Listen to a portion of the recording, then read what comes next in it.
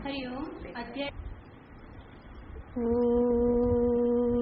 ब्रह्मानन्दं परमसुखदं केवलं ज्ञानमूर्तिं द्वन्द्वातीतं गगनसदृशं तत्त्वमस्यादिलक्ष्यम् एकं नित्यं विमलमचलं सर्वधि साक्षिभूतम् भावातीतं त्रिगुणरहितं सद्गुरुं तं नमामि। ॐ पार्थाय प्रतिबोधितां भगवता नारायणेन स्वयं व्यासेन प्रथितां पुराणमुनिना मध्ये महाभारतम् अद्वैतामृतवर्षिणीं भगवतीम् अष्टादशाध्यायिनी अम्ब त्वामनुसन्दधामि भगवद्गीते भवद्वेषिणीम् यं ब्रह्मा वरुणेन्द्ररुद्रमरुतः स्तुन्वन्ति दिव्यैस्तवैः वेदैः साङ्गपदक्रमोपनिषदे गायन्ति यं सामगाः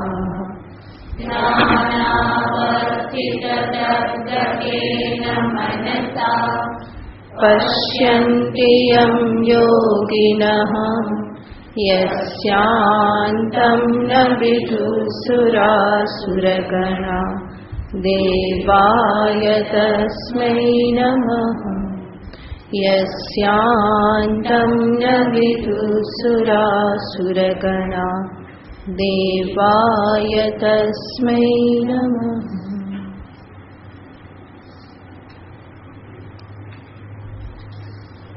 चतुर्थ श्लोक। श्री भगवानुवाच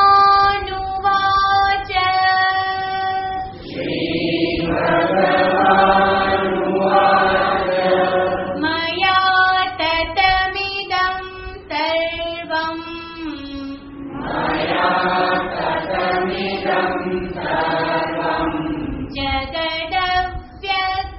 जगदव्यक्तमूर्तिना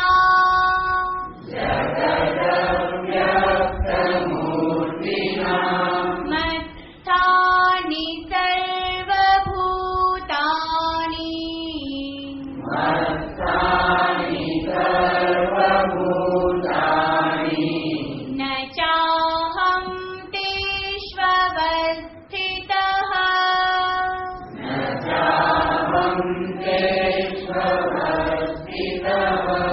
न च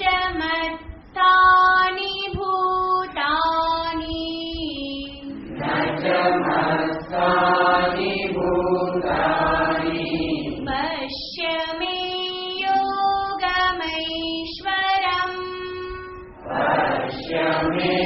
योगमैश्वरम् भूतभृन्न च भूतस्थो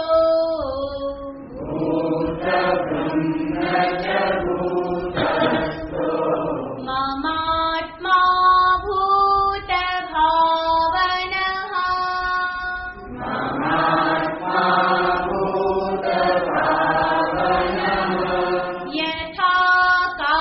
यथाकाशस्थितो नित्यम्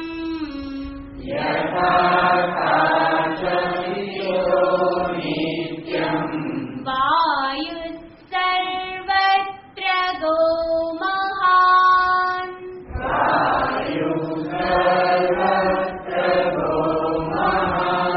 तथा सर्वाणि भूतानि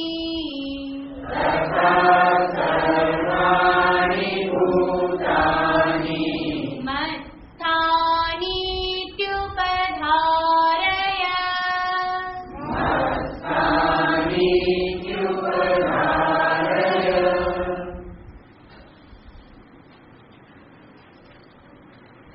भगवान श्री कृष्णचंद्र આ બે શ્લોકમાં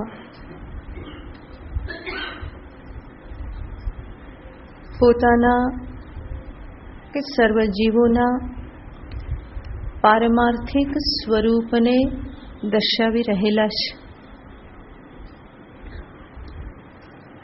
બંને શ્લોકમાં વિરોધી શબ્દનો પ્રયોગ કરી અને ભગવાન અધ્યારોપ અપવાદ પ્રક્રિયાથી સાધકને પરમ સત્યનું દર્શન કરાવવા માગે છે. ભગવાન જે સ્વરૂપની વાત કરી રહેલા છે એ સ્વરૂપ સાધક જો વિચારે તો પોતાના માટે કોઈ કલ્પનાનો વિષય નથી, કારણ કે ભગવાન જે સ્વરૂપની વાત કરી રહેલા છે એ સ્વરૂપ સાધકનું પોતાનું પણ સ્વરૂપ છે. અને મારા પોતાના સ્વરૂપ વિશે મારે પોતાએ કોઈ કલ્પના કરવાની આવશ્યકતા જ નથી. જે મારું પોતાનું સ્વરૂપ હોય એ મને સાક્ષાત અપરોક્ષ રૂપ હોય જ. ભગવાન જે અહીંયા દર્શાવી રહેલા છે કે હું એક અખંડ અદ્વિતીય અસંગ ચિન્માત્ર ઘન સ્વરૂપ છું.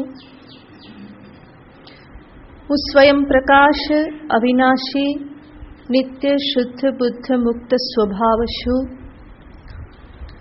આ બધા શબ્દો આપણે વિચાર નથી કરતા, એટલા માટે આપણને એવું લાગે કે આ બધા શબ્દો કોઈક બીજાના માટે વપરાયેલા છે. પરંતુ યોગ્ય દિશામાં જો વિચાર કરવામાં આવે તો આ દરેક શબ્દ મારા પોતાના જ સ્વરૂપને લાગુ પડે છે. ભગવાન કહે કે હું સ્વયં પ્રકાશ છું, તો એ સ્વયં પ્રકાશ ભગવાનનું સ્વરૂપ કોઈ મારાથી દૂર નથી. હું જ્યારે આત્મ સ્વરૂપના સંદર્ભમાં વિચાર કરું તો હું પણ કોણ છું? સ્વયં પ્રકાશ જ છું. જ્યારે ભગવાન કહેશે કે હું અસંગ છું, તો એ અસંગત્વ પણ મારા માટે કોઈ કલ્પનાનો વિષય નથી. હું જ્યારે સ્વરૂપના સંદર્ભમાં વિચાર કરું કે વાસ્તવમાં હું કોણ, તો મને પણ સમજાય કે મારું સ્વરૂપ અસંગ સ્વરૂપ જ છે. તો ભગવાન જે કંઈ પણ વાત કરી રહેલા છે એ કોઈ કલ્પનાના વિષયની વાત નથી, પરંતુ એ મારા જ પોતાના સંદર્ભની વાત છે. ભગવાનનું સ્વરૂપ એ મારું જ સ્વરૂપ છે. આત્મ ચૈતન્ય સ્વરૂપે ઈશ્વર અને જીવ બંને જુદા નથી, બલ્કે બંને એક જ છે. તો એ જ વસ્તુને સમજાવવા માટે ભગવાન અહીંયા આગળ દ્રષ્ટાંત આપી રહેલા છે. એની પૂર્વે આપણે જોઈએ તો ભગવાને જે અહીંયા દર્શાવ્યું મત્સ્થાની સર્વભૂતાની ન ચ મત્સ્થાની સર્વભૂતાની, આ જ વસ્તુને આપણે આપણા જ જીવનના અનુભવથી વિચાર કરીએ તો દરેક જીવને અનુભવ છે સ્વપ્ન જગતનો. સૂઈ જઈએ અને આપણે સ્વપ્ન દર્શન કરીએ છીએ. વિચાર કરીએ કે આખું સ્વપ્ન ક્યાં રહેલું છે, તો એનો જવાબ શું મળશે? ક્યાં છે? મારામાં. જે કંઈ પણ સ્વપ્ન જગત મને જણાયું એ આખું જગત ક્યાં સ્થિત છે? મારામાં સ્થિત છે. જે કંઈ પણ સ્વપ્નમાં જણાયું એ ક્યાંય બહાર તો હતું નહીં. સ્વપ્નમાં જણાયો પર્વત, તો પર્વત તો રૂમમાં આવવાનો નથી. તો જે પણ પર્વત જણાયો ક્યાં હતો? મારા જ મનમાં એનું સર્જન થયેલું છે.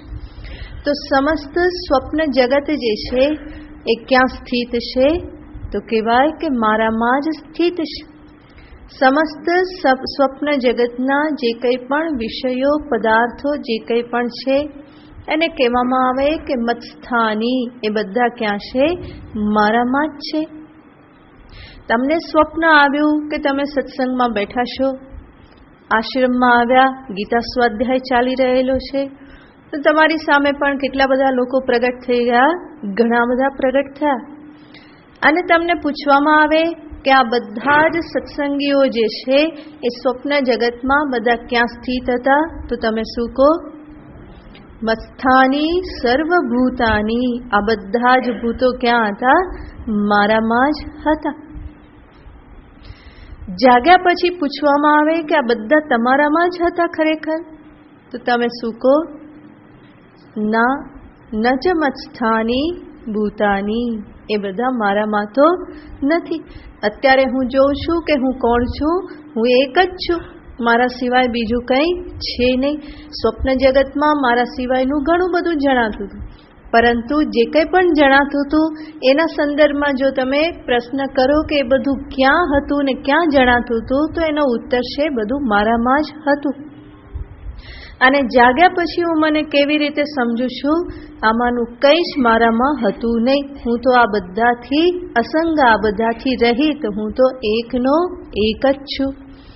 તો પોતાના જ સ્વપ્ન જગતના અનુભવથી આપણે સમજી શકીએ બધું જ મારામાં જણાતું હોવા છતાં પણ મારામાં વાસ્તવમાં કંઈ જ નથી. એવી જ રીતે સર્વ પ્રાણી જગત આ જે કંઈ પણ છે એ બધું જ પરમાત્મામાં અનુભવાતું હોવા છતાં પણ પરમાત્માના પારમાર્થિક સ્વરૂપમાં આમાંનું કંઈ પણ છે નહીં. તો સ્પષ્ટ રૂપે સમજી જવાય છે સ્વપ્ન એ આપણો જ અનુભવ છે, કંઈ કલ્પના કરવાની આવશ્યકતા નથી. એક જ અનેક રૂપે પ્રગટ થઈ જાય છે. એવી જ રીતે પરમાત્મા જે એક જ છે એ અનેક રૂપે ભાષિત થઈ રહેલા છે, પણ પારમાર્થિક સ્વરૂપે એમાંના આ કંઈ પણ ભેદ રહેલા નથી. એ એક અખંડ અદ્વિતીય જ છે. તો આ રીતે સ્વપ્ન જગતના દ્રષ્ટાંતથી ભગવાન જે અહીંયા દર્શાવી રહેલા છે પોતાના સ્વરૂપને, એને આપણે સમજી શકીએ. ભગવાને જે વાત કરી, પોતાના અસંગ અખંડ સ્વરૂપને દર્શાવ્યું, એને જ દર્શાવવા માટે હવે પછીના શ્લોકમાં ભગવાને દ્રષ્ટાંત આપ્યું. અને એમાં કહેશે, યથાકાશ સ્થિતો વાયુ સર્વત્ર ગો મહાન. ભગવાન અહીંયા દ્રષ્ટાંત આપે છે આકાશ અને વાયુનું. આકાશ એ પરમાત્મા સ્થાનીય છે. આકાશ એક છે, અખંડ છે, એ અસંગ છે. તો એવા આકાશને દ્રષ્ટાંત બનાવી અને ભગવાન પોતાના સ્વરૂપને સમજાવી રહેલા છે. યથા આકાશ સ્થિત વાયુ. વાયુ જે છે એ ક્યાં સ્થિત છે? તો કે આકાશમાં સ્થિત છે. ક્યાં? તો કે નિત્યમ. ક્યારે સ્થિત છે? હંમેશા વાયુ ક્યાં રહેલો છે? આકાશમાં જ રહેલો છે. વાયુ જે ગમન કરે છે તો એનું ગમન જે છે ક્યાં છે? આકાશમાં એનું ગમન થઈ રહેલું છે. તો નિત્યમ સ્થિત, આકાશમાં વાયુ હંમેશા રહેલો છે. તમે કહો કે હંમેશા તો વાયુ હોતો નથી. ક્યારેક પવન કેવો થઈ જાય છે? પવન પડી જાય છે તો ત્યારે હોય છે કે નહીં વાયુ? ત્યારે શ્વાસ લેવાય છે કે નહીં? હે? તો શ્વાસ લેવાય છે એનો અર્થ શું? વાયુ હંમેશા હોય છે. તો નિત્યમ સ્થિત, માટે નિત્યમ શબ્દ વાપરેલો છે.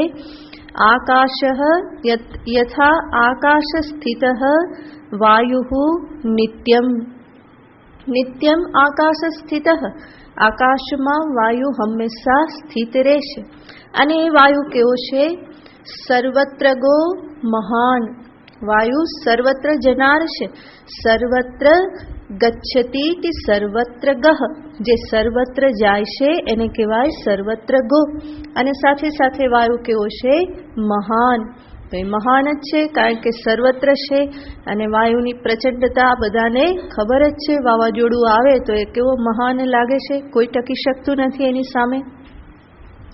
તો આવો જે વાયુ કે જે આકાશમાં નિત્ય સ્થિત છે, છતાં પણ એ વાયુ આકાશને કંઈ પણ અસર કરતો નથી. સર્વ ગતિવિધિ વાયુમાં હોવા છતાં પણ એની ગતિના કારણે આકાશમાં કોઈ ખળબળાટ ઉત્પન્ન થતો નથી.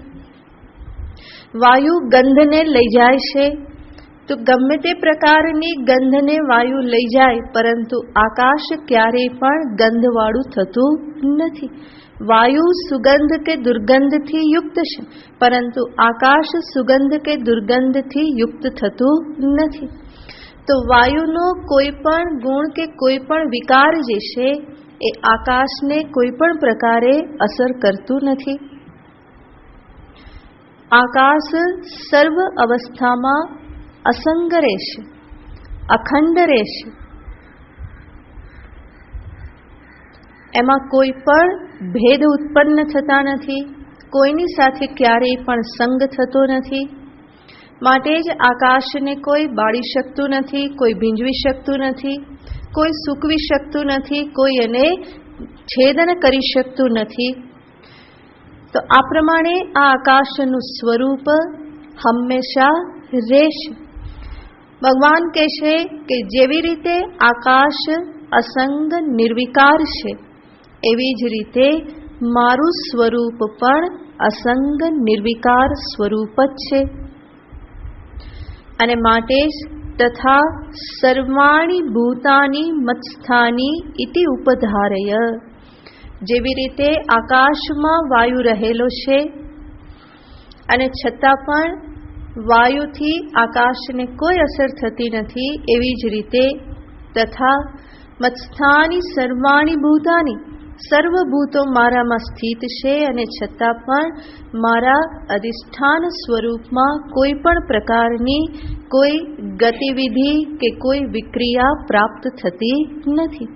તો બધું જ મારામાં હોવા છતાં પણ એ સત્ય ન હોવાથી મારા સ્વરૂપમાં કોઈ પણ પ્રકારનો વિકાર ઉત્પન્ન કરી શકતા નથી. બધું જ એમાં જણાતું હોવા છતાં પણ સ્વરૂપથી હું નિર્વિકાર છું, અસંગ છું. અને આમ પણ સામાન્ય નિયમ છે, કોઈ એક વસ્તુ બીજી વસ્તુને ત્યારે જ અસર કરે જ્યારે એની સમાન સત્તા હોય. સમાન સત્તા એટલે કે સમાન પ્લેટફોર્મ હોય એનું, ત્યારે એ એકબીજાને અસર કરે. જો સમાન સત્તા ન હોય તો એકબીજાને અસર કરી શકે નહીં. જેવી રીતે સ્વપ્ન જગત જાગ્રતના હુંને કંઈ અસર કરતું નથી. સ્વપ્નમાં ગમે એટલી ઉથલપાથલ થઈ હોય, પરંતુ જાગ્રતનો હું કેવો રહેશે એવો ને એવો, એને કંઈ અસર થતી નથી. આપણે બધું જ ખંખેરી અને જાગ્રતના વ્યવહારો કરીએ છીએ.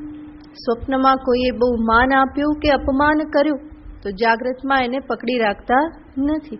સ્વપ્નમાં કંઈ નફો થઈ ગયો તો જાગ્રતમાં અપેક્ષા રાખતા નથી. સ્વપ્નમાં કંઈ નુકસાન થઈ ગયું તો જાગ્રતમાં એના માટે કોઈ રડતું નથી. સ્વપ્નમાં કોઈનું મૃત્યુ થઈ ગયું તો જાગ્રતમાં એના માટે ફરી વિલાપ નથી થતો. ત્યાં કોઈનું મિલન થઈ ગયું તો જાગ્રતમાં એની ખુશી કે પાર્ટી મનાવાતી નથી. તો સ્વપ્ન જગત જે છે એ સ્વપ્ન જગત બધું જ મારામાં હોવા છતાં પણ સ્વપ્ન જગતના કોઈ વ્યવહારો, કોઈ ઉપાધિ, કોઈ વિષયો જાગ્રતમાં મારી સાથે જોડાતા નથી. હું નિત્ય અસંગ રૂપે જ જાગ્રતમાં પ્રગટ થઉં છું, કોઈ પણ પ્રકારની વિક્રિયા રહિત રીતે. શા માટે આવું? કારણ કે સ્વપ્નની સત્તા અને આ સત્તા બંને કેવી છે? ભિન્ન છે.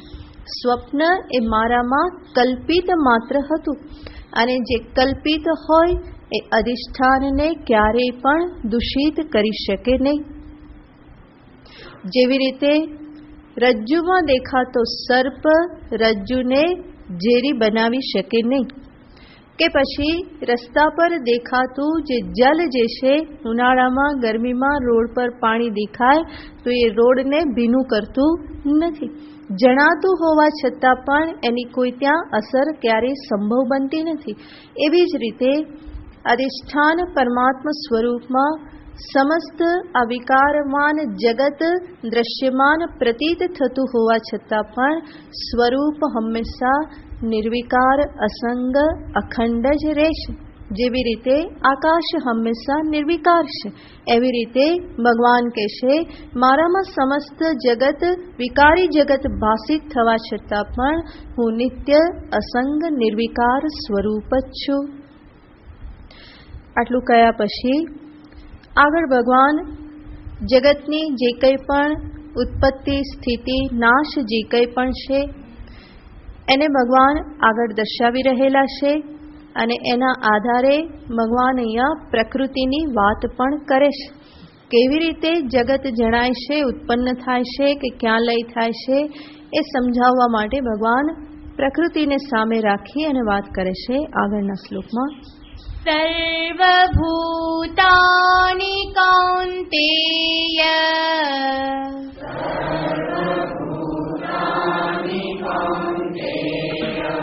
પ્રકૃતિમ યાન્તિ મામિકામ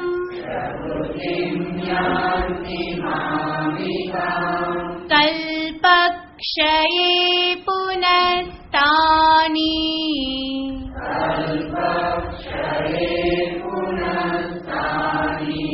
કલ્પાદૌ વિસૃજામ્યહમ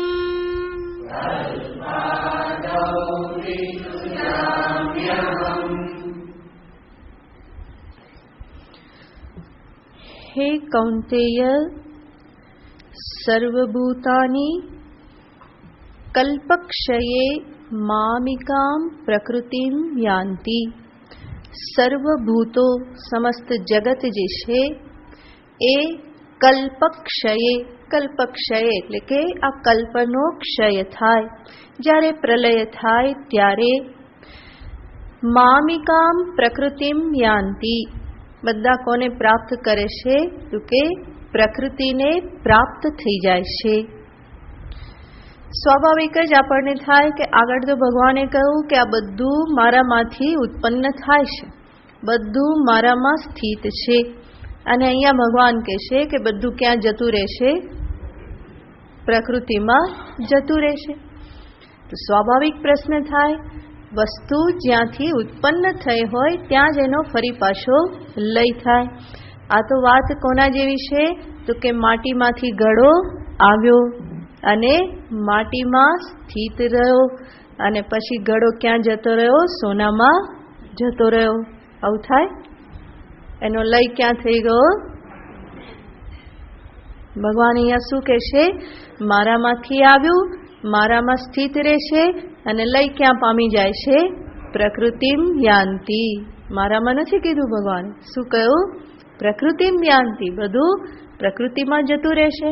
તો એના જેવું જ થયું ને, માટીમાંથી આવ્યો, માટીમાં સ્થિત રહ્યો, સોનામાં લય પામી જશે, તો ક્યાંય મેળ ના ખાય ને.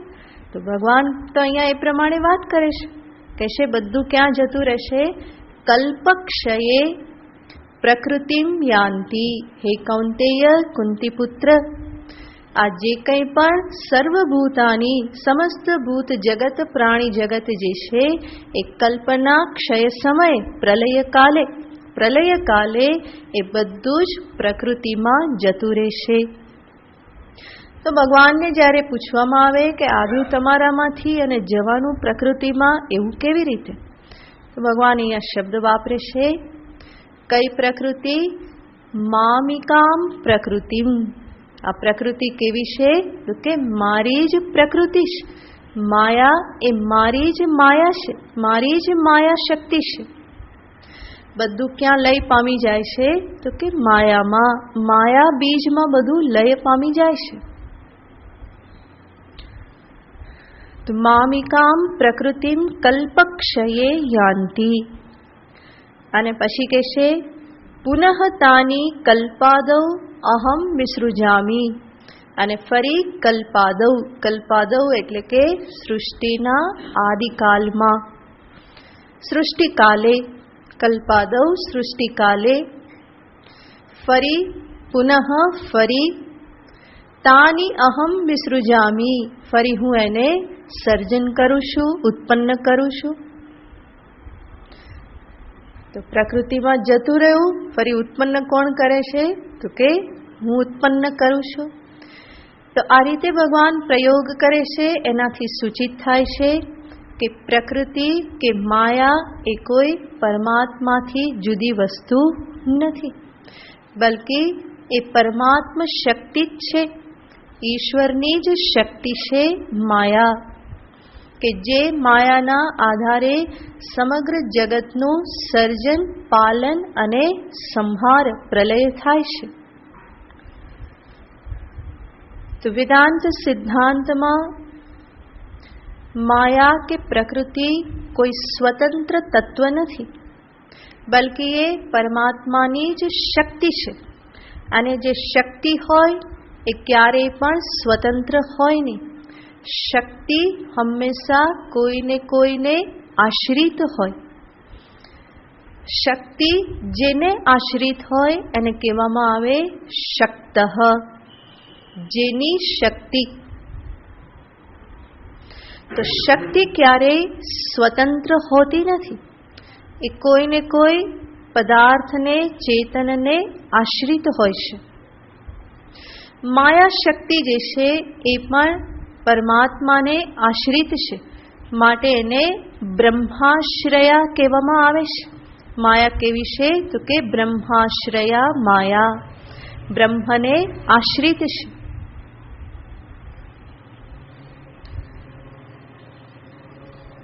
તો શક્તિ અને શક્તની વચ્ચે કોઈ ભેદ હોતો નથી, માટે ભગવાન આ પ્રમાણે શબ્દ પ્રયોગ કરે છે. કહે છે પ્રકૃતિમાં જતું રહે છે, ફરી હું એને ઉત્પન્ન કરું છું. આગળ કહેશે કે પ્રકૃતિ દ્વારા હું ઉત્પન્ન કરું છું. તો અહમ અને પ્રકૃતિને ભગવાન એક કરી અને પ્રયોગ કરે છે. તો ક્યાંક પ્રકૃતિ શબ્દનો પ્રયોગ કરે છે, ક્યાંક અહમ શબ્દનો પ્રયોગ કરે છે. તો શક્તિ અને શક્તને એક કરી અને ભગવાન દર્શાવી રહેલા છે. તો આ રીતે પ્રલય કાલે ભગવાન કહેશે કે સમસ્ત પ્રાણી જગત જે છે એ પ્રકૃતિને એટલે કે માયા બીજને પ્રાપ્ત થઈ જાય છે.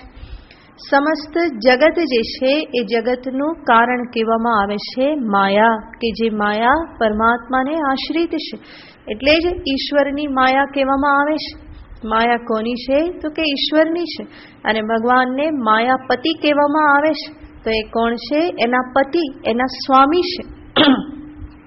તો એવા ઈશ્વરની માયા દ્વારા જ આ સમસ્ત જગતનું સર્જન થાય છે, એની સ્થિતિ છે, અને ફરી માયામાં જ બધું વિલીન થઈ જાય છે. તો માયા બીજ કહેવામાં આવે છે. પ્રલય કાલે બધું જ બીજાવસ્થાને પ્રાપ્ત થાય છે, અને સૃષ્ટિકાલે એ બીજ જ ફરી પાછું અંકુર વૃક્ષ રૂપે પ્રગટ થાય છે. તો એ રીતે માયા બીજની ભગવાન અહીંયા વાત કરે છે. પુનઃ તાની અહમ કલ્પાદૌ વિસૃજામી, ફરી હું જ એનું સૃષ્ટિના કાલે એનું ફરી હું એનું સર્જન કરું છું, એની હું ઉત્પત્તિ કરું છું.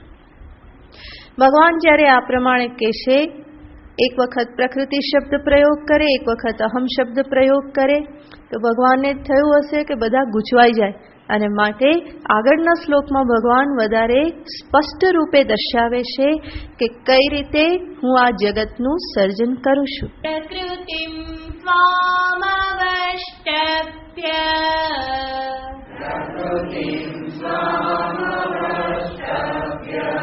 વિસૃજામિ પુનઃ પુનઃ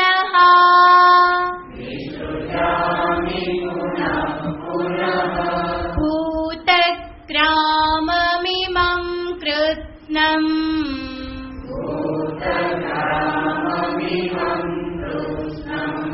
અવશં પ્રકૃતેર્વશાત.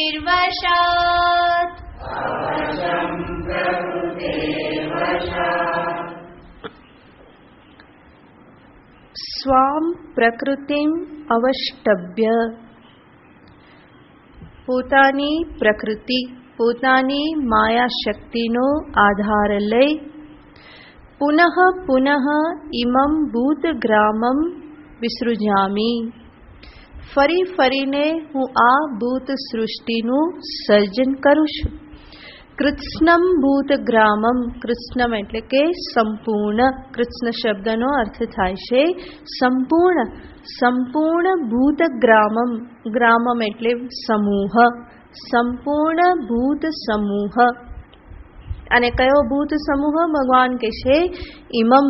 ઇમમ એટલે કે આ એટલે કે જે પ્રત્યક્ષ સિદ્ધ છે, જેને તું સામે જોઈ રહેલો છે. ભગવાન અર્જુનને બતાવી રહેલા હશે કે અર્જુન, આ ભૂતગ્રામ એટલે જે બંને બાજુ તું સેનાઓ જોઈ રહેલો છે, અને ત્યાં જે બધા યોદ્ધાઓ, જે ભૂતો પ્રાણીઓ જે બધા ઉભેલા છે, ઇમમ ભૂતગ્રામમ, આ સમસ્ત પ્રાણી જગત જે છે એને સ્વામ પ્રકૃતિમ અવષ્ટભ્ય, પોતાની પ્રકૃતિનો આધાર લઈ અને અહમ પુનઃ વિસૃજામી, હું ફરીને એનું સર્જન કરું છું, ઉત્પત્તિ કરું છું.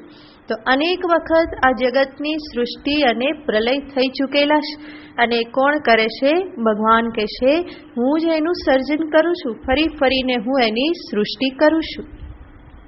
અને ભગવાન અહીંયા શબ્દ વાપરે છે સ્વામ પ્રકૃતિમ અવષ્ટભ્ય, પોતાની પ્રકૃતિ. સ્વામ પ્રકૃતિ કહી અને ભગવાન સૂચિત કરે છે કે આ જે પ્રકૃતિ કે માયા જે છે એ મારા પોતાના વશમાં છે. જીવ અને ઈશ્વરમાં આ જ ભેદ છે. જીવ માયાના વશમાં છે અને માયા ઈશ્વરના વશમાં છે. એક માયાને વશ કરે છે અને બીજાને માયા વશ કરે છે. જીવને કોણ વશ કરે છે?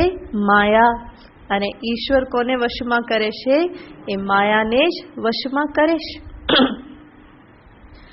તો સ્વામ પ્રકૃતિ કહી અને ભગવાન પોતાનું સ્વામિત્વ પ્રગટ કરે છે. હું માયાનો સ્વામી છું, માયા ઉપર મારું સંપૂર્ણ પ્રભુત્વ છે. તો હું માયાના આધારે, માયાથી અભિભૂત થઈ અને હું સર્જન કરતો નથી, પરંતુ માયાનો હું ઉપયોગ કરું છું. માયા મારા વશમાં છે. હું પોતે મારી મરજી મુજબ માયા શક્તિનો ઉપયોગ કરી અને આ સમસ્ત જગતનું હું સર્જન કરું છું. તો સ્વામ પ્રકૃતિ કહી અને ભગવાન પોતાનું માયા ઉપરનું વર્ચસ્વ કે પ્રભુત્વને કે સ્વામિત્વને ભગવાન સૂચિત કરે છે. તો માયાના વશમાં જીવ છે, માટે જીવ અવશ્ય છે, પરંતુ ઈશ્વરની કોઈ અવશ્યતા કે પરવશતા નથી. ઈશ્વર કેવા છે? પરમ સ્વતંત્ર છે. બલકી માયા એની નચાવી નાચે છે. જ્યારે માયાના નચાવ્યા જીવ નાચે છે. તો જીવ જે છે એ અવશ્ય છે, પરંતુ પરમાત્મા સંપૂર્ણ સ્વતંત્ર છે, માયાના વશમાં નથી. ભગવાન કહે છે કે આવી માયા શક્તિનો આધાર લઈ એનો ઉપયોગ કરી અને ઇમમ ભૂતગ્રામમ, આ ભૂતગ્રામ. તો ભૂતગ્રામમ ભૂતોનો સમૂહ, પ્રાણીઓનો સમૂહ, જેમાં સચરાચર જગતને ગ્રહણ કરી લેવાનું. ભોગાયતન, ભોગ સાધન, ભોગ વિષય, આ બધું થઈ અને સચરાચર જગત છે. ભોગાયતન છે એટલે કે આ સ્થૂલ શરીર, ભોગ સાધન એટલે સૂક્ષ્મ શરીર, અને ભોગ વિષય એટલે બાહ્ય જે કંઈ પણ શબ્દ સ્પર્શ રૂપ રસ ગંધ વિષયો જે છે એ બાહ્ય જગત. તો આ બધું જ જે છે એ જગતમાં જ આવી જાય છે. ચર અચર જગત, સ્થાવર જંગમ જગત, જડ ચેતન જગત, એ બધાને સામે રાખી અને ભગવાન કહે છે ભૂતગ્રામમ. સ્થૂલ શરીર જે છે એને ભોગાયતન કહેવામાં આવે છે. જીવ જે છે એ આ સ્થૂલ શરીરમાં વાસ કરી અને પોતાના કર્મોના ભોગને ભોગવે છે. પરંતુ કેવી રીતે? માત્ર સ્થૂલ શરીર દ્વારા સંભવ નથી. મૃતદેહ જે છે એ કંઈ ભોગ ભોગવી શકતો નથી. તો ભોગાયતન છે, પરંતુ સાથે સાથે શું હોવું જોઈએ? ભોગ સાધન, ઇન્દ્રિય, સૂક્ષ્મ શરીર, અંતઃકરણ જે છે એ પણ સાથે સાથે હોવું જોઈએ. તો સૂક્ષ્મ શરીરને ભોગ સાધન કહેવામાં આવે છે, જેના દ્વારા હું વિષયનો કે સુખ દુઃખનો ભોગ કરું છું, અનુભવ કરું છું. તો સ્થૂલ શરીર ભોગાયતન, સૂક્ષ્મ શરીર ભોગ સાધન, અને આ જગત જે છે એ ભોગ વિષય. તો આ રીતે સચરાચર જગત જે છે એને જ ભગવાન અહીંયા કહેશે ભૂતગ્રામમ. આ સમસ્ત ભૂત સમૂહને પુનઃ પુનઃ વિસૃજામી, હું ફરી ફરીને એનું સર્જન કરું. વિસૃજામી વિશેષેણ સૃજામી, બહુ સારી રીતે હું એનું સર્જન કરું છું. તો સમસ્ત જગતનું સર્જન કેવું છે? બહુ સરસ સર્જન ભગવાન કરે છે. એટલી એની પાછળ બુદ્ધિ વપરાયેલી આપણને દેખાય છે કે આપણી બુદ્ધિનો તો ત્યાં એક રજ પણ દેખાતો નથી. તો જેણે જગત ઉત્પન્ન કરેલું છે, જગતની આ બધી સર્વ વ્યવસ્થાઓ જેણે કરેલી છે, એ પરમાત્મા કોણ છે? માસ્ટર માઇન્ડ છે. એમની બુદ્ધિ પાસે જીવની બુદ્ધિ કોઈ તોલે ના આવે. કેટલી બધી વિચાર કરીએ તો કેટલી બધી વ્યવસ્થિત આ એક આખી જગત, આખી સૃષ્ટિ છે. ભગવાન ભાષ્યકાર ક્યાંક દર્શાવે છે કે આ ભગવાને આ કેવી સૃષ્ટિ બનાવેલી છે અને એની પાછળ કેવા પ્રકારની બુદ્ધિ, કેવું જ્ઞાન, કેવી શક્તિ એની પાછળ રહેલી છે. આટલા બધા જીવો ઉત્પન્ન થાય, એ સર્વ જીવોના કર્મ, એને પ્રાપ્ત થતા કર્મફળ, એ કર્મફળને પ્રાપ્ત કરાવવા માટે યોગ્ય દેશ, યોગ્ય કાલ, યોગ્ય નિમિત્ત, એમનો સંયોગ, એમનો વિયોગ, એમને માટે યોગ્ય શરીર, આ બધું જ દરેકને માટે જે યોગ્ય હોય એ પ્રમાણે જે સર્જન કરે, એ કેટલું બધું જોઈએ તો વિકટ સર્જન છે. જીવની બુદ્ધિમાં ક્યારેય પણ એ આવી શકે એવું નથી. અત્યંત અલ્પ બુદ્ધિ છે. સમસ્ત બ્રહ્માંડની જે રચના કરવામાં આવેલી છે, જે વિષયોની રચના છે, પંચમહાભૂત, એનું સંયોજન, એની ગોઠવણી, આ બધું જ વિચાર કરીએ તો બુદ્ધિ બંધ થઈ જાય. એટલું જ માત્ર આપણે કરી શકીએ. વિચાર કરીને શું થઈ જાય? તો કે ઠપ થઈ જાય. તો ક્યારેય પણ ઈશ્વરની સૃષ્ટિમાં લાંબો વિચાર કરવો એ જીવને માટે સંભવ બનતું નથી. એ વ્યવસ્થાનો વિચાર કરવા જાય તો બુદ્ધિ ક્યાંક ને ક્યાંક તો એ ઠપ થઈ જ જાય છે. ક્યાંક એને પછી વિચારવું પડે છે કે આનાથી આગળ કંઈ ખબર પડતી નથી. તો ક્યાંક ને ક્યાંક એને અટકવું પડે છે. તો આ બધાના આધારે જોઈએ તો પરમાત્મા કેટલા મહાન કર્તા છે, એમનું કર્તૃત્વ કેટલું સુંદર છે અને કેટલા મહાન છે. આવી એમણે જે સૃષ્ટિ બનાવી એની પાછળ કેટલો બધો વિચાર, કેટલી બધી વ્યવસ્થિતતા, કેટલી બધી ગોઠવણ, એ બધું રહેલું છે. માટે ભગવાન અહીંયા કહેશે પુનઃ પુનઃ વિસૃજામી. આ તો હું ફરી ફરીને આવું વિશેષ રૂપે સર્જન કરું છું. થાકતા પણ નથી પાછા. પુનઃ પુનઃ કહે છે. હે, આપણે તો એક નાનું કંઈક બનાવવું હોય તો કેટલી બધી તકલીફ પડી જાય. હે, એક ખીચડી, એક રોટલી બનાવવાની હોય, એક ભાખરી ભાઈઓને બનાવવાની હોય તો કેટલી તકલીફ પડે. લોટ બંધાય નહીં, ગોળ થાય નહીં, સરખું શેકાય નહીં, કેટલી બધી તકલીફ પડે.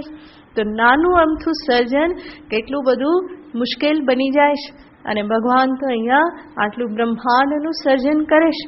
અને સમસ્ત બ્રહ્માંડનું સર્જન પાછું એક વખત નહીં, કેટલી વખત કહેશે પુનઃ પુનઃ વિસૃજામી, ફરી ફરીને હું એનું સર્જન કરું છું. તો સ્વામ પ્રકૃતિમ અવષ્ટભ્ય.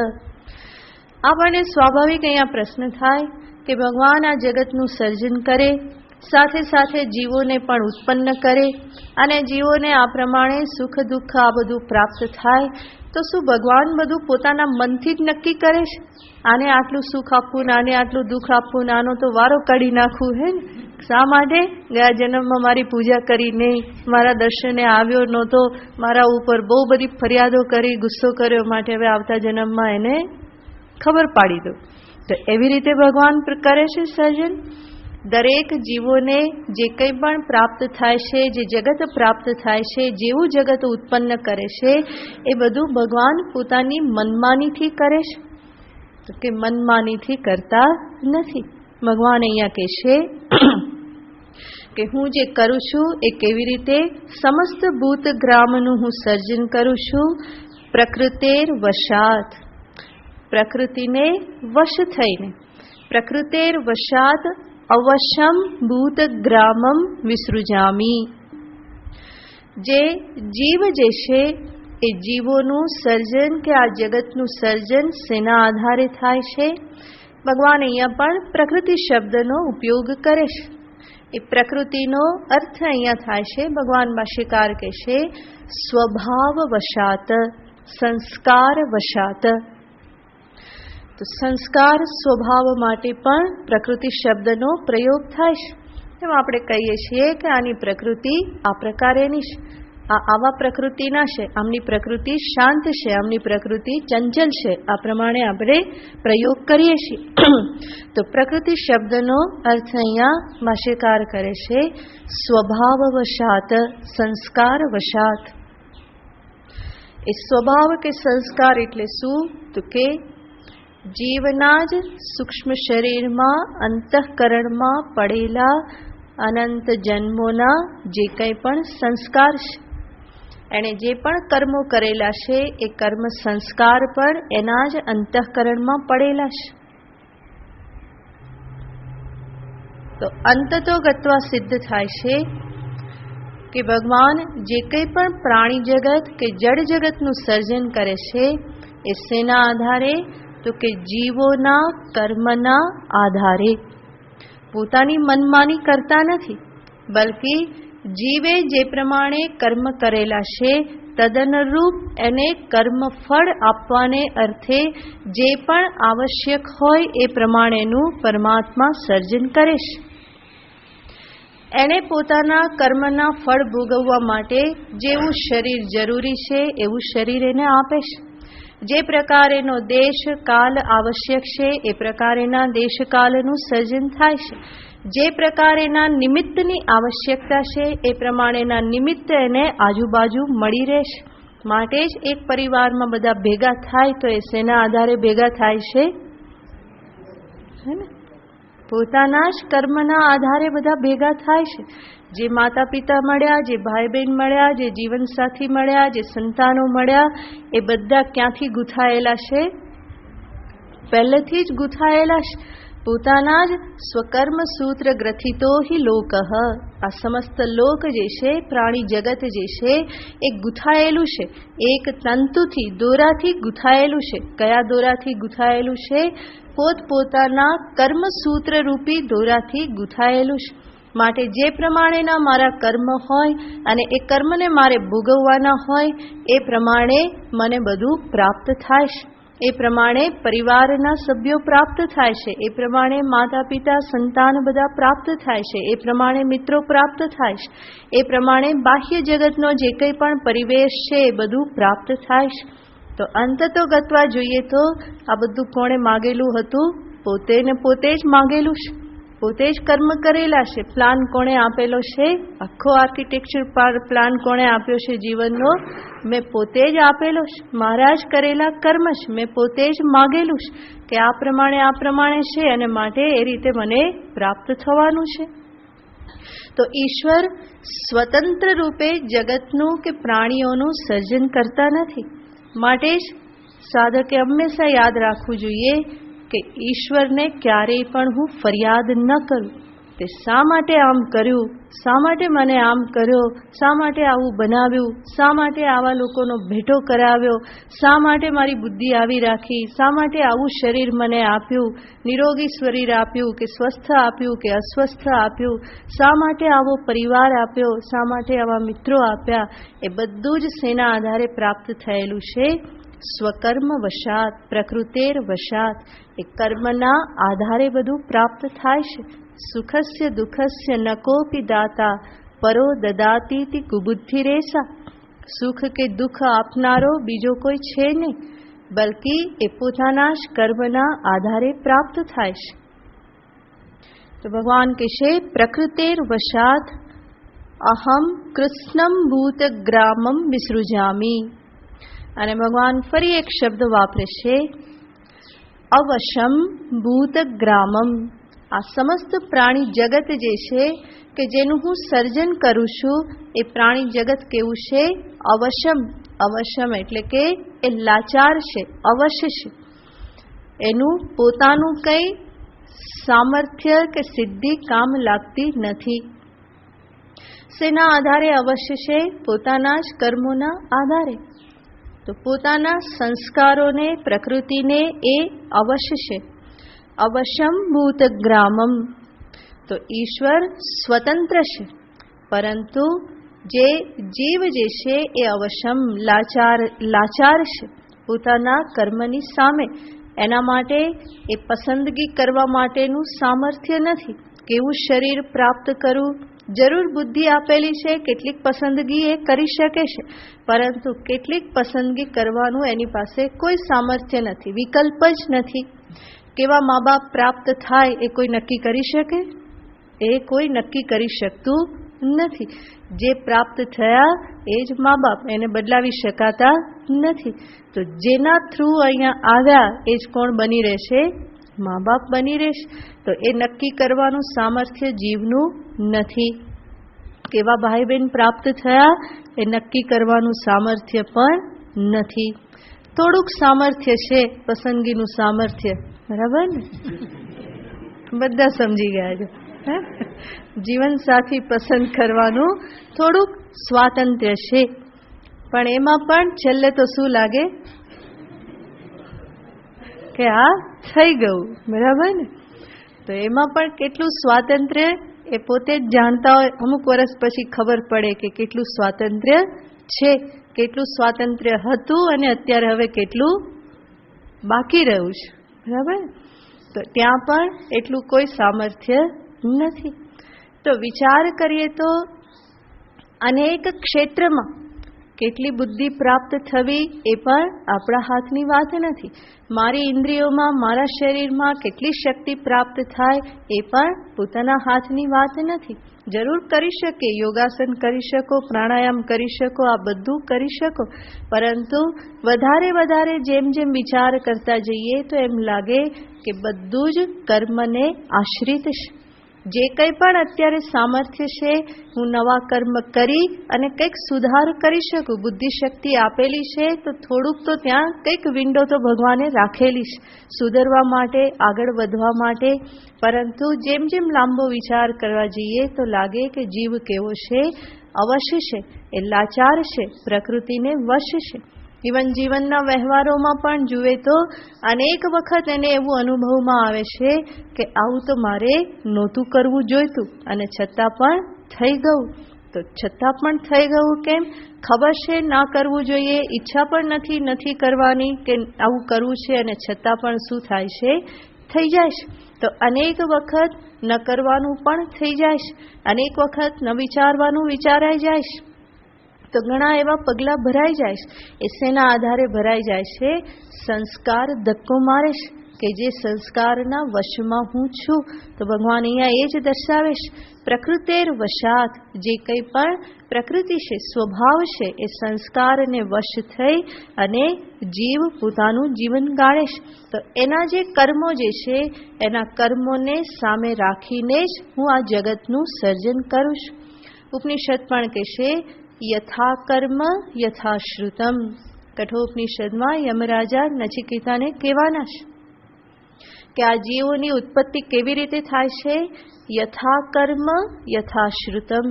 એના જે પ્રમાણેના કર્મો છે અને જે પ્રમાણેના એના સંસ્કારો, એની ઉપાસના છે, યથા શ્રુતમ, જે પ્રમાણેની એની સમજણ છે, જ્ઞાન છે, એના આધારે આ પરમાત્મા, બ્રહ્મ પરમાત્મા, ઈશ્વર જે છે એ જીવનું સર્જન કરે છે. તો યથા કર્મ યથા શ્રુતમ, એમાં કંઈ પણ આમ તેમ થઈ શકતું નથી. માટે ભગવાને કહ્યું કે પ્રકૃતિના આધારે હું આ સમસ્ત જીવોનું સર્જન કરું છું. અહીંયા ફરી પ્રશ્ન થાય કે ભગવાન આટલા મોટા જગતનું સર્જન કરે, સમસ્ત જીવોને એના કર્મફળ આપવાને અર્થે આ બધું જ કરી રહેલા છે, અને આખી પ્રક્રિયામાં અનેક જીવો દુઃખી થાય છે, પીડિત થાય છે. તો આ બધાની અસર ભગવાનને થાય કે નહીં? કેટલા બધા લોકો દુઃખી થાય છે, બીજું કંઈ નહીં તો ઈશ્વર નિમિત્ત તો બન્યા ને, એમણે જગત તો બનાવ્યું ને, જીવોને નિર્મિત તો કર્યા ને. તો આ જે કંઈ પણ કર્યું અને જીવો જે કંઈ પણ કરી રહેલા છે કે જે કંઈ પણ ભોગવે છે, એ સર્વની અસર ભગવાનને થવાની કે નહીં?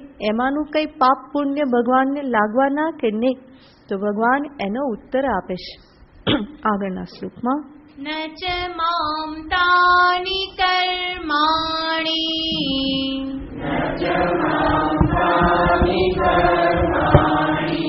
નિબધ્નન્તિ धनञ्जय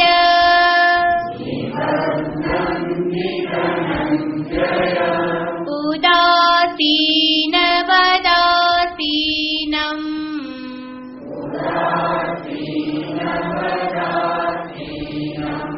असक्तं तेषु कर्मसु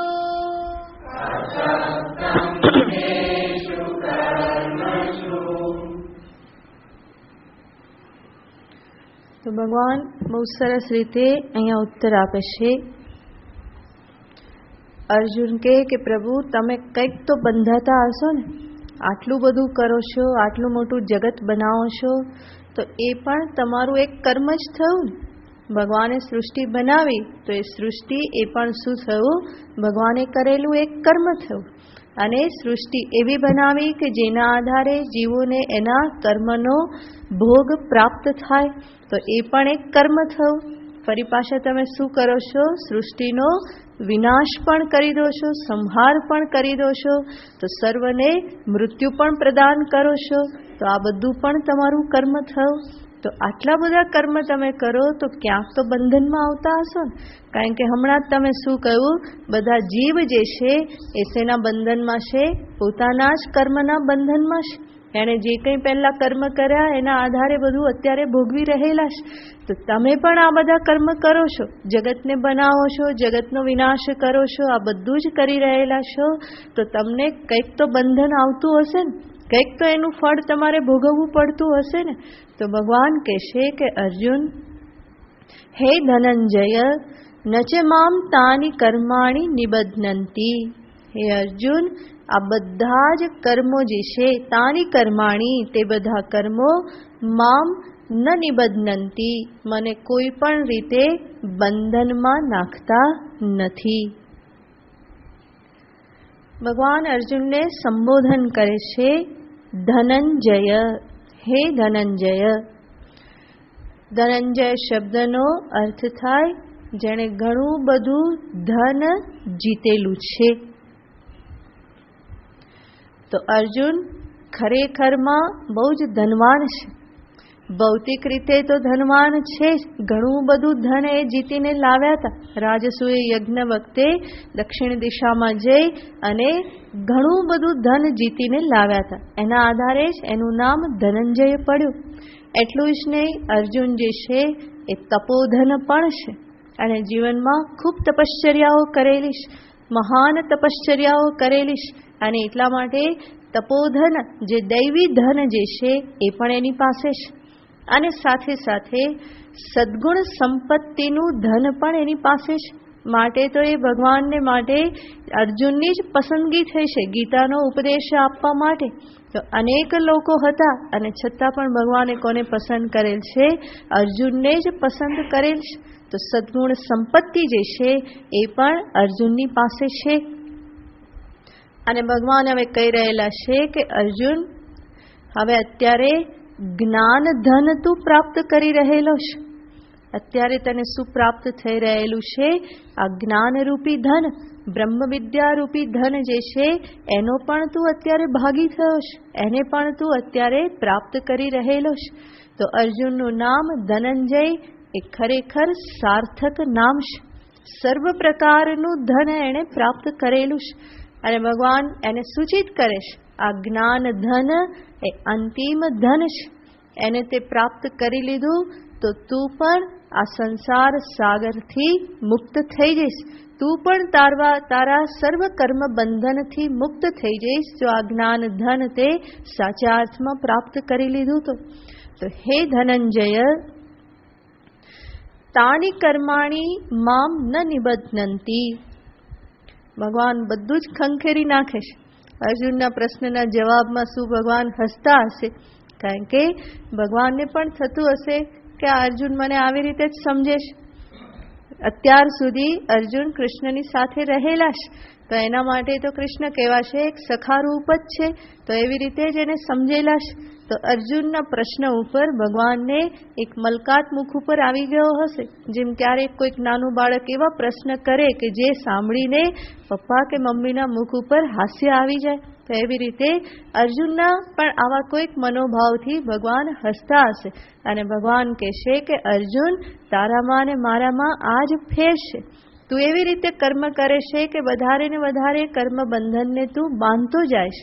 જ્યારે હું એવી રીતે કર્મ કરું છું કે કોઈ પણ કર્મ મને ક્યારેય પણ બંધનમાં નાખી શકતા જ નથી. અને આ જ જીવન જીવવાની કળા છે, આ જ જીવનનું સાફલ્ય છે. કર્મની વચ્ચે રહેવા છતાં પણ કર્મનો લેપ ન લાગવો એ જ જીવનનું સાફલ્ય છે. ભગવાન એ જ અહીંયા દર્શાવી રહેલા છે. અને એની પાછળ શું રહસ્ય છે એ ભગવાન પ્રગટ કરે છે. આમાંના કોઈ પણ કર્મ મને લિપાયમાન કરતા નથી. અને ભગવાન કૃષ્ણનું જીવન આપણે જોઈએ તો કર્મથી ભરપૂર છે. એક દિવસ પણ શાંતિથી બેઠા હોય એવું ક્યારેય પણ આપણને જોવા મળતું નથી. ક્યાંકથી ને ક્યાંકથી તો કોલ આવ્યા જ કરે. ક્યાંક પેલાને બચાવવા જવાનું હોય, ક્યાંક કોઈને છોડવા જવાનું હોય, ક્યાંક બીજાનું રક્ષણ કરવા જવાનું હોય, તો એ તો ક્યાંક ને ક્યાંક ભાગતા જ રહેતા હોય. તો હંમેશા જીવનમાં ભાગતા રહેલા છે. કર્મોથી ભરપૂર જીવન છે. અને છતાં પણ ભગવાન અહીંયા કહેશે કે હું તો કોણ છું? આ કોઈ પણ કર્મ મને ક્યારેય પણ સ્પર્શ કરતા નથી. અને કર્મનો કોઈ બોજો નથી, માટે જ આટલા બધા કર્મ થઈ શકે છે. જો કર્મનો બોજો હોય તો થોડા વખતમાં થાકી જાય. ભગવાન કેવા લાગે કે અર્જુન, હવે શું અત્યારે તું આ રણભૂમિમાં આ બધું લઈને બેઠો છે, હું તો તારાથી થાક્યો હવે કે. તો એવું ક્યારેય ભગવાન કહેતા નથી. તો પાંડવોને માટે તો ભગવાન કેટલા દોડેલા છે, ક્યાં ક્યાં ગયેલા અને ક્યાંથી કેવી રીતે એમના ઉદ્ધાર માટે બધા પ્રયત્નો કરેલા છે. અને આ યુદ્ધ જે અત્યારની જે ઘડી આવેલી છે ત્યાં સુધી પહોંચાડવા માટે પણ ભગવાને કેટલો પરિશ્રમ કરેલો છે. અને જ્યારે બરાબર મુહૂર્ત આવ્યું ત્યારે જ અર્જુન પાણીમાં બેસી ગયા કે હું તો યુદ્ધ નહીં કરું. તો બીજો કોઈ હોય તો શું કે અર્જુન, હવે તો થાક્યો તમારાથી, અત્યાર સુધી કેટલું કર્યું ને અંતે હવે અહીંયા જ પહોંચ્યા કે આવી રીતે જ કરવાનું, હજુ પણ સમજતા નથી. કેટલી વાર સમજ્યા, આવું જ કરવું હતું તો યુદ્ધ શું કરવાને શરૂ કર્યું. આવું કંઈક ભગવાને કીધું હોત, તો ભગવાને એવું કંઈ કહ્યું નથી. અર્જુન કે પ્રભુ ન યોત્સ્યે, હું તો યુદ્ધ નહીં કરું. તો ભગવાન ફરી પાછા ત્યાં હસી પડે છે. અર્જુનને એવી તકલીફ થાય કે મને કેટલી બધી અંદર તકલીફ થાય છે અને તમને હસવું આવે છે. પણ કૃષ્ણની આ એક તકલીફ છે કે હસવું ક્યારેય રોકી શકતા નથી. હસવા સિવાય એમને વાત કરતા આવડે નહીં, હસવા સિવાય એમને કોઈ કર્મ કરતા આવડે નહીં. તો મુખ ઉપર મલકાટ તો હંમેશા હોય જ. અને એની પાછળનું રહસ્ય શું છે એ રહસ્ય જ ભગવાન અહીંયા પ્રગટ કરે છે. આટલું બધું કર્મ કરવા છતાં, આટલી વ્યસ્તતા, સમસ્ત સૃષ્ટિને સંભાળવાનું સિર માથે હોવા છતાં પણ ભગવાન કહેશે આમાંનું કંઈ મને સ્પર્શ કરતું નથી.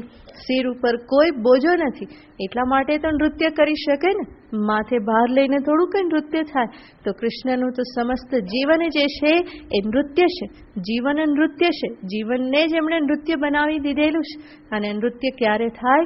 આનંદની અભિવ્યક્તિ રૂપે નૃત્ય હોય.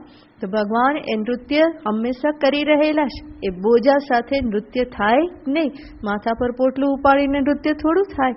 તો ભગવાન એ રીતે કરતા નથી. માટે જ એમના કર્મ મહાન કર્મ હોવા છતાં પણ હંમેશા હળવાશથી થનારા કર્મ છે.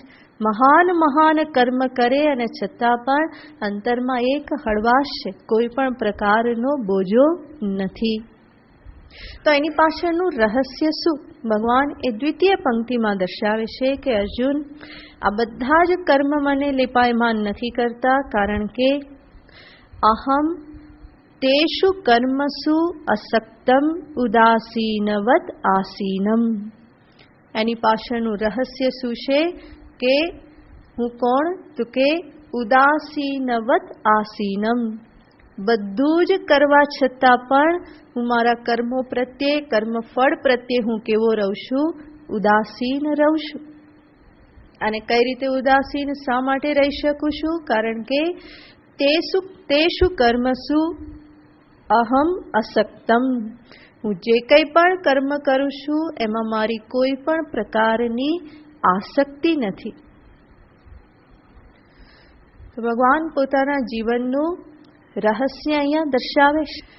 જે જ્ઞાન દ્રષ્ટિથી, જે જ્ઞાન ભૂમિકાથી ભગવાન કર્મ કરી રહેલા છે એને ભગવાન અહીંયા દર્શાવે છે કે અર્જુન, પોતાના જ સ્વરૂપ પ્રત્યેની સમજદારી સાથે જ્યારે તું જીવન જીવે અને એમાં તું કર્મ કરે તો એ કર્મ ક્યારેય પણ બોજો નહીં બને.